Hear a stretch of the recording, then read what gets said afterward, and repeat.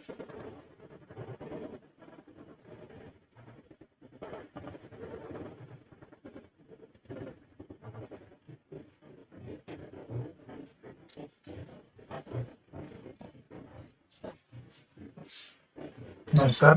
এখন নিয়ম সাধনার দ্বিতীয় ভাগ, সন্তোষ। কখনো অতিলাভের বশবর্তী হয়ে নিজের শারীরিক তথা মানসিক শক্তিকে নষ্ট করে সন্তোষ ভাবে দিতে যেও না। কখনো অতিলোভের বশবর্তী হয়ে নিজের শারীরিক তথা মানসিক শক্তিকে নষ্ট করে সন্তোষ ভাবের বিরুদ্ধে যেও না।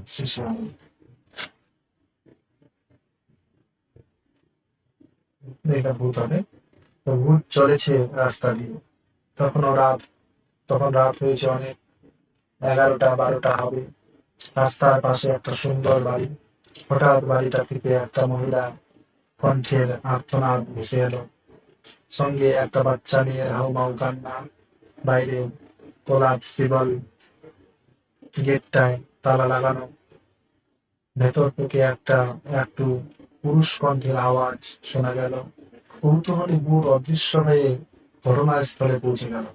সেখানে গিয়ে দেখতে পেল যে এক ভদ্রলোক মাতাল অবস্থায় তার স্ত্রীকে মারধর করছে, আর তার পাশে 9-10 বছরের একটি মেয়ে হয়ে কাঁদছে।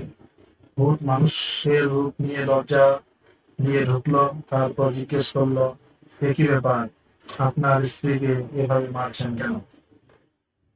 ভদ্রলোক রক্তচক্ষু মেরে বললেন, আমার স্ত্রীকে আমি শাসন করছি, আপনার তাতে কি? আমাদের ব্যাপারে আপনাকে নাক গলাতে হবে না, যান এখান থেকে। ভূত বুঝল ভদ্রলোকের মদের মাত্রাটা বেশি হয়ে গেছে। সে তখন তার হাত থেকে ব্যাগটা কেড়ে নিল ও বলল, আপনার মাথা এখন ঠিক নেই, চলুন আমার সঙ্গে। এই বলে ভূত ভদ্রলোককে টেনে ঘরের সংলগ্ন বাথরুমে নিয়ে গেল ও তার মাথায় জল ঢালতে লাগলো। এরপর ভদ্রলোককে একটা সোফায় শুইয়ে দিয়ে ভদ্রমহিলাকে জিজ্ঞেস করলো, আপনার স্বামী কি এইভাবে রোজই আপনার উপর অত্যাচার করে? ভদ্রমহিলা চোখে জল ফেলতে ফেলতে বলেন, উনি আগে এরকম ছিলেন না, আমরা সব ভালোবেসেই বিয়ে করেছি। উনি একজন দক্ষ কম্পিউটার ইঞ্জিনিয়ার, কোম্পানি থেকে 40,000 টাকা বেতন পান, কিন্তু আজ মাসখানেক হলো উনি যেন কেমন হয়ে গেছেন। সকালে ব্রেকফাস্ট করে বাড়ি থেকে বেরিয়ে যান আর আসেন অনেক রাত করে, 10:30-11টায়। অফিস ক্যান্টিন থেকে প্রায় খেয়ে আসেন। সবসময় একটা অসন্তোষ ভাব, কিছুতেই সন্তুষ্ট হন না। এখানে এসে মদের বোতল থেকে মদ খান। প্রথম প্রথম বলতেন ক্লান্তি মেটাতেই তিনি এইসব সিপ করে মদ খাচ্ছেন, কিন্তু সেটা বাড়তে বাড়তে এখন এই অবস্থা হয়েছে। অকারণে আমাকে মারধর করেন, ওকে দেখলেই আমার মেয়েটা ভয়ে জড়সড় হয়ে যায়। আমি ডাক্তারের সঙ্গে কথা বলেছি, ডাক্তার বলেন এটা প্রফেশনাল হ্যাজার্ড, ওনাকে কাজের চাপ কমাতে বলুন। কিন্তু কে তার কথা শুনে? ওর চাই আরো টাকা, অফিসের বাইরে বোধহয় কিছু কাজ টাজ করেন, ঠিক জানি না, তবে বুঝি উনি সবকিছুতেই অসন্তুষ্ট হয়ে থাকেন। আমাদের জীবনের সুখ শান্তি সব নষ্ট হয়ে গেছে। ইতোমধ্যে ভদ্রলোক একটু ধাতস্থ হয়েছেন।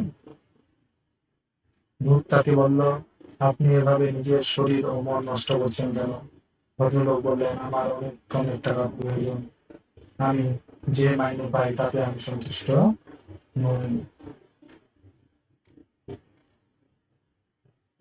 ভূত অবাক হয়ে গেল, বলল, মাসে মাসে মাসে 40,000 টাকা পান, মাইনে পেয়েও আপনি সন্তুষ্ট নন? আপনার আরো টাকা চাই? এদিকে যে আপনার শরীরটা নষ্ট হচ্ছে, পরিবারের সুখ শান্তি সব শেষ হয়ে যাচ্ছে, জীবনে কি টাকাটাই সব? সুখ শান্তি কিছু নয়? এই কোন সোনার হরিণের পিছনে ছুটছেন? আপনার এমন সুন্দর মেয়ে, অথচ আপনাকে দেখলে সে ভয়ে সিটিয়ে যায়। আপনার এমন গুণবতী পত্নী, তিনিও আপনাকে দেখলে আতঙ্কিত হয়ে যান। এমন সোনার সংসার আপনার ছারখার হয়ে যাচ্ছে, সেটা বুঝতে পারছেন না? আপনি বুদ্ধিমান, আপনার রোজগার ভালো, সুন্দরভাবে বাঁচার চেষ্টা করুন। ভদ্রলোক বললেন, আপনি ঠিক বলেছেন, কিন্তু আমি যে পারি না। মনে হয় আমার যোগ্যতা অনুযায়ী আমার আয় কম, অথচ আমার আরো টাকা চাই, আরো সুখ চাই। কে যেন আমাকে তাড়িয়ে নিয়ে চলে, আমি কি করব বুঝতে পারি না। তাই তৃপ্তি বাসনা নিয়ে আমি অন্তরে হাহাকার করে চলেছি। একথা আমি কাউকে বলতে পারি না, নেশা করে বলতে চাই, তাও পারি না। নেশা করলে আমি একটা পশু হয়ে যাই, আমি বুঝি, কিন্তু নিজেকে সংযত করতে পারি না। ভদ্রলোকের চোখ দিয়ে জল পড়তে লাগলো। তখন বলল, আপনি সন্তোষ সাধন করুন। স্বাভাবিক পরিশ্রমে, অর্থাৎ শরীর ও মনের উপর তার সামর্থ্যের অতিরিক্ত চাপ না দিয়ে যে অর্থ বা সম্পদ উপার্জন করা যায়, তাতে তৃপ্ত থাকার নামই সন্তোষ সাধনা। মনকে সবসময় বলবেন, অর্থ চাই সুখ ও শান্তির জন্য, কিন্তু সুখ ও শান্তির বিনিময়ে অর্থ চাই না। মন প্রতিলোভ করুন। ভদ্রলোক বললেন, আপনি খুব ভালো কথা বলেছেন, এবার থেকে আমি এই চেষ্টাই করব। তারপর হঠাৎ খেয়াল হতে তিনি ভূতকে বললেন, আরে, বাড়ির কোলাপসিবল গেটে তালা দেওয়া, সিঁড়ির ঘর বন্ধ, আপনি এখানে এলেন কিভাবে? এবার সকলে সচকিত হলো। তাই তো? ভূত হেসে বলল, আমি আসলে মানুষ নই, আমি একজন ভূত। যম ও নিয়ম সাধনা করে এমন মানুষ খুঁজে বেড়াচ্ছি। ভদ্রলোক বললেন, যম নিয়ম কাকে বলে? ভূত বলল, অনেক ভালো আশ্রম আছে, সেখানে কোনো আধ্যাত্মিক সাধকের কাছ থেকে সেটা জেনে নেবেন।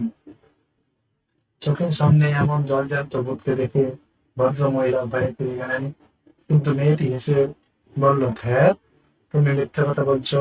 তোমার কুলোর মতো কান, মূলোর মতো দাঁত, ভাটার মতো চোখ কোথায়? তুমি তো একটা মানুষ। ভূত বলল, না মামুনি, আমি সত্যি ভূত, তবে কাউকে ভয় দেখাই না। আমি সকলের মঙ্গল চাই, তাই তোমাদের সকলের আমি কল্যাণ কামনা করছি। তারপর ভদ্রলোকের দিকে তাকিয়ে আঙ্গুল তুলে সে বলল, নিজে সুখী হন, পরিবারের সবাইকে সুখী করুন। আর যদি মদ খেয়েছেন, তো এবার কিন্তু সত্যি সত্যি ঘাটটা মটকে নিব। তারপর হেসে সে মেয়েটিকে বলল, কি মামুনি, ঠিক তো? মেয়েটি হেসে ফেলল। ভূত সবাইকে নমস্কার করে দাঁত সামনে মিলিয়ে গেল। সবাই অবাক হয়ে সেদিকে চেয়ে নিল। তো সন্তোষের সারা কথা হলো, অযাচিত ভাবে যা পাওয়া যায় তাতেই তৃপ্ত থাকার নাম সন্তোষ। সর্বদা মনকে প্রফুল্ল রাখার চেষ্টা করা দরকার। তো কেমন লাগলো গল্পটা আজকের? ভালো লাগলে তার মধ্যে শেয়ার করে দেবেন, লাইক কমেন্ট করবেন, কমেন্টে জানাবেন। নমস্কার।